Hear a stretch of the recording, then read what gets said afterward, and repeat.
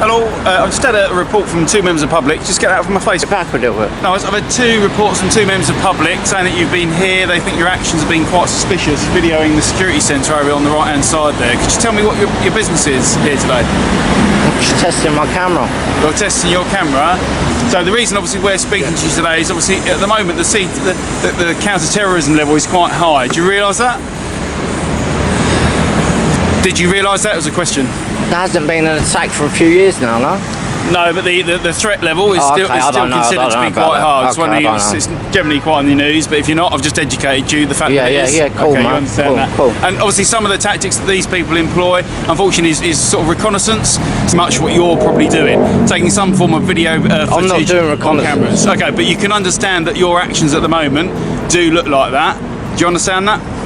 I understand that you think that, yeah, but it's not the fact. It's not the truth. That I haven't got any sinister intention. Okay, cool. What's your name, please, buddy, so I can just confirm who you are? I'm not prepared to give my name.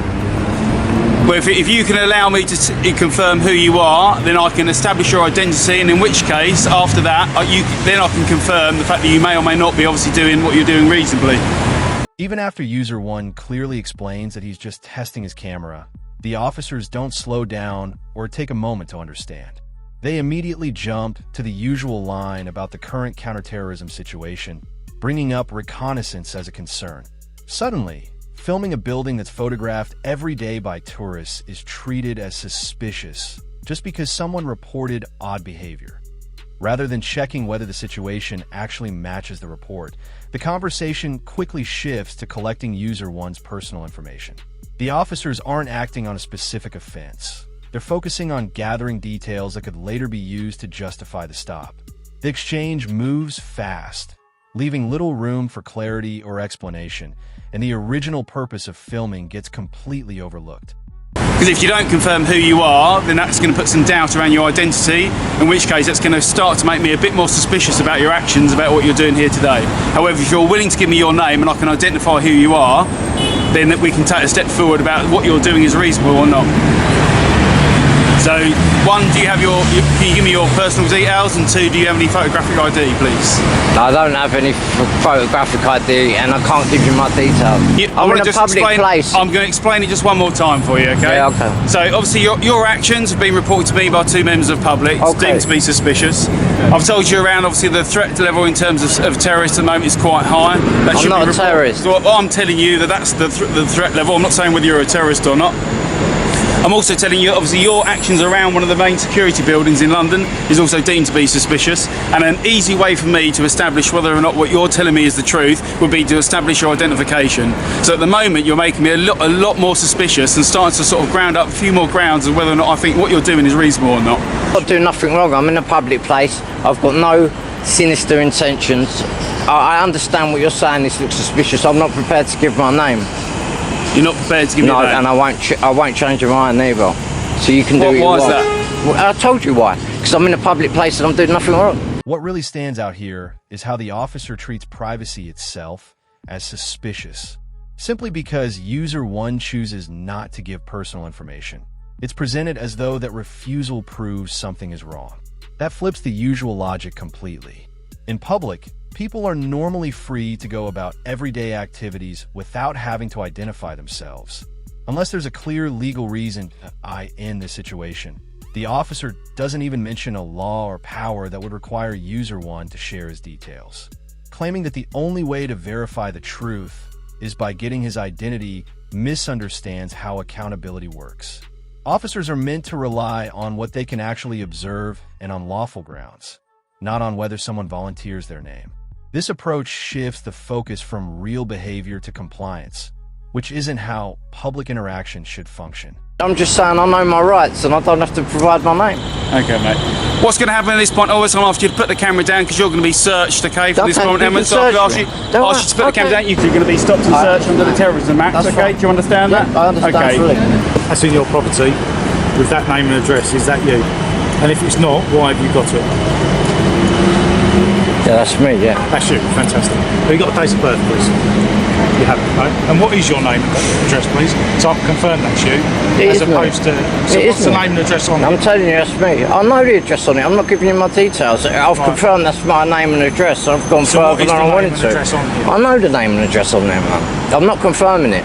If Then you, I don't know that's you. If you can't... well, it is me.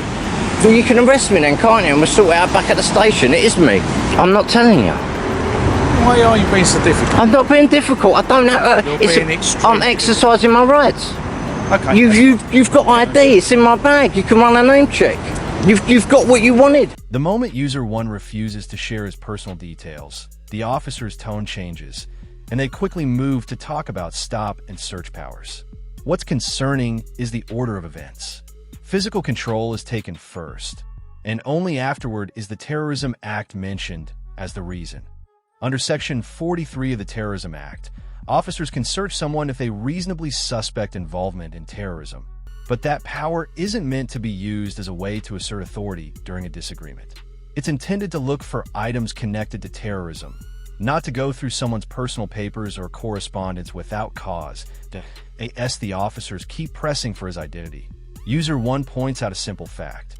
If they genuinely believe a crime has been committed, the proper step is to make an arrest, not to demand personal information to justify the interaction. The exchange highlights how quickly authority can be misapplied when procedure is ignored.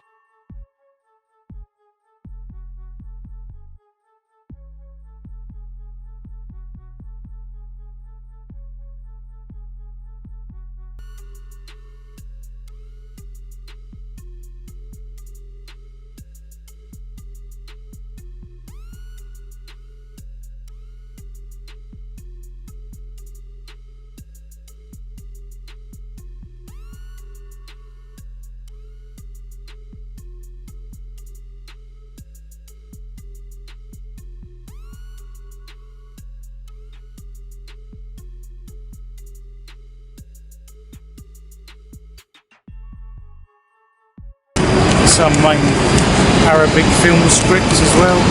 Any idea why you would have that? Bearing in mind, you've already said you don't understand what it says. You chuck that and that through intelligence as well, please, mate. Just to let you know, we are also recording, so feel free to stop because we've got it all as well. It's entirely up to you. Oh yeah, but the only difference is if I make a freedom of information request, I won't get it. I don't know what you're allowed and what you aren't. No, you're not allowed it, so I'd rather have my own documentation if that's okay. No problem at all. You're still here because effectively what we've obviously gathered is there's a piece of property that may or may not belong to you. So It obviously belongs we're to me. I'm telling you, it belongs to me. Just to let me finish, Sorry, and I can sorry. explain to you. So we're investigating obviously a matter of whether or not that's a case Wow. of handling stolen goods or not. Yeah. The other matter is obviously some of the scripture I've seen in there and still your actions I feel to be suspicious. So obviously going to be investigation around these sort of the terrorist sort of activities, okay, that you may or may not be involved in. That's why you're still being detained. A reasonable I didn't even want to commit a reasonable normal person. a reasonable normal person would be able to provide me their name and address and be able to tell me well, what's I'll on do that it sheet back of at the paper. station, won't it? Okay. A sheet of paper with Arabic writing suddenly becomes a source of concern, with the officers suggesting it should be checked through their systems, as if the language itself indicates a threat. This kind of reasoning shows just how far the stop has drifted from any actual issue. When that leads nowhere, their focus quickly shifts to a letter he's carrying. Within seconds, they suggest it might not belong to him, and that idea escalates into talk of stolen goods. There's no evidence supporting any of these claims. They're based solely on the fact that user 1 refuses to share personal information. Even labeling him abnormal or unreasonable for protecting his privacy completely misses the point. Choosing not to volunteer personal details is not a crime. The situation shows how assumptions and pressure can replace real observation and proper procedure during encounters like this. We can do a check and then we ask you questions to confirm that they are identical. Yeah, So if you can confirm that and it matches up, then that's a very quick way to identify you. But if you're not willing to cooperate with that, if you're not willing to tell me a little bit about yourself, then I can't confirm that the person we've got on the computer is you. So again, you've got How that now third convenient. opportunity, another way that you could confirm who you are, your identity, in which case would avoid a lot more impact on you. You're itching to arrest me. You might as well just get on with it. I'm not, to be honest. You might as well just get on with it. I'm not confirming anything. I'm not confirming or denying anything. How's it go? The two reasons that you're still here, the two reasons why we've completed the search and that you're still being detained here, there's two matters that we're investigating. Yeah. One, if I'm a terrorist. The first is it's potentially the handling stolen goods. So there's a crime of either theft or handling stolen goods. Okay.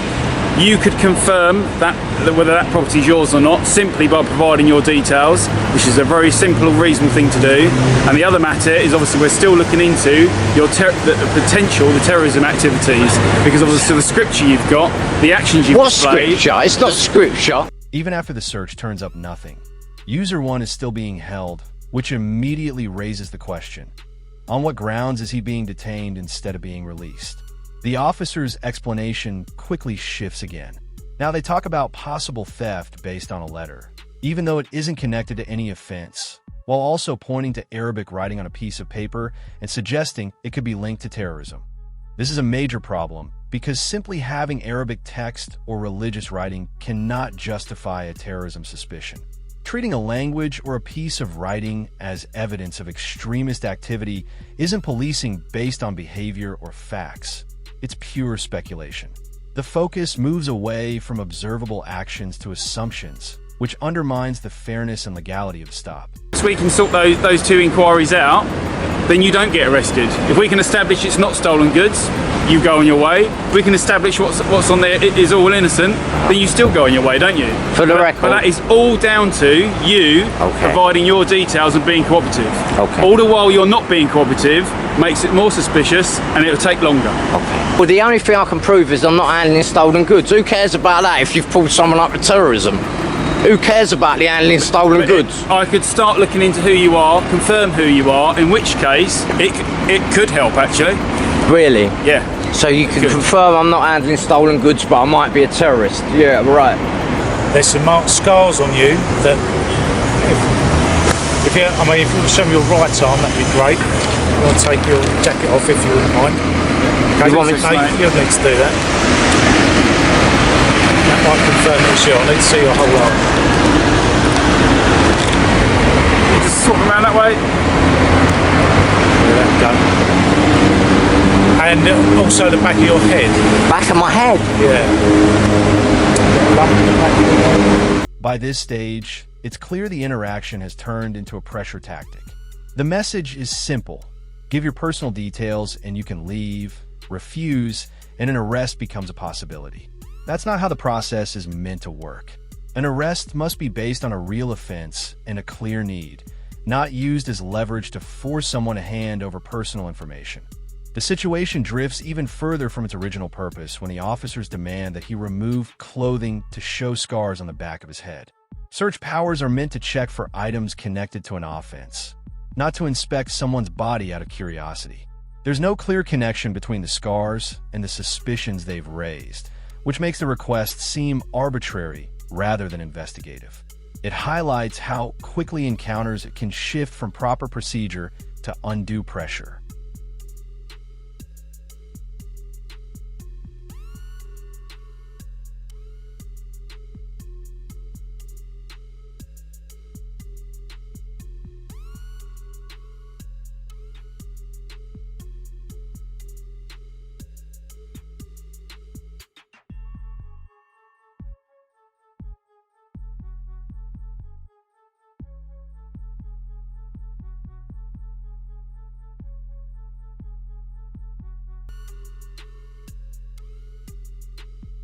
Two members of the public phone you. And your point is what? You can consider this a security audit. Right. And you failed big time. All here. So is that your intention? Is it to highlight lapses in security?